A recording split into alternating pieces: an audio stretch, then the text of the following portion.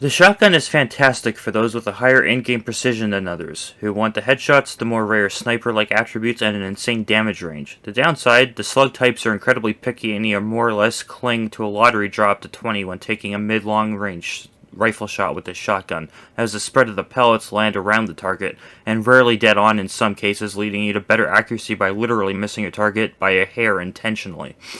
At close range, this gun is both perfect and a feat for the brazen, as accuracy with the center of the reticle when not in first-person ADS is a literal golden key.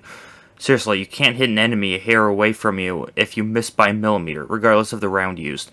The more accurate the ammo, the worse at close range this gun becomes. Hitting multiple enemies at one time with this gun is very easy.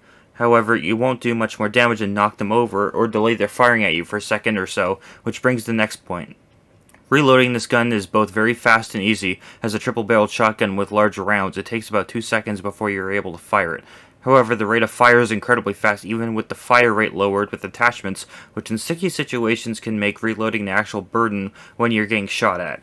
While ADS with the gun is with normal rounds at around 20 yards in-game, it is very deadly. In fact, it goes right through a non-armored enemy and through any wood that may be behind it, with a possible fireball I might add, especially at close range.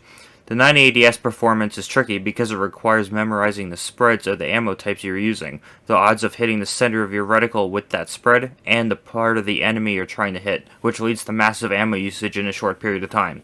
The limit for this is at around 60 yards with an enemy placed at about double the center reticle dot in size. It simply doesn't hit with stock attachments. Not that you would normally try that, especially without a silencer option. The iron sights on this gun are great for pretty much all ranges, given that the front and rear sight is lined up very well with each other, and the tiniest of the front sight, you can be very accurate up to the gun's total range, which is about 60 meters give or take, even though its potential range at best shot is about 40. The accuracy with the mouse versus controller has its faults too, as I cannot aim nearly as precisely with my mouse as I can otherwise, so for me using my mouse with this gun at range is pointless.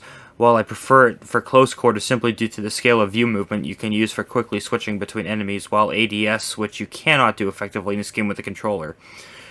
In general, this gun is a good fit for the game. It has extreme range without exceptional difficulty with aiming, and while it attracts lots of attention due to its short handling time, it's easy to eliminate multiple threats in singular succession, and using the right ammo does make a big difference if you know the target you're shooting at and whether you're ADS or not.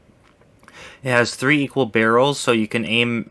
So if you aim accurately, you can deal with the extra enemy that may not be on the hunt, or stairs without a problem, and even using non-lethal shots are enough to take out an enemy, so partially missing isn't always a miss, and the odds are in your favor due to this gun's high spread but long range, which shotguns aren't known for.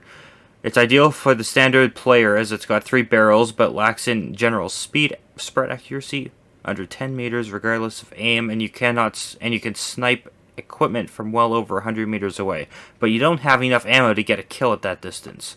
Overall, I would recommend this gun to any shooter in the game, and if you want more, subscribe and leave a like.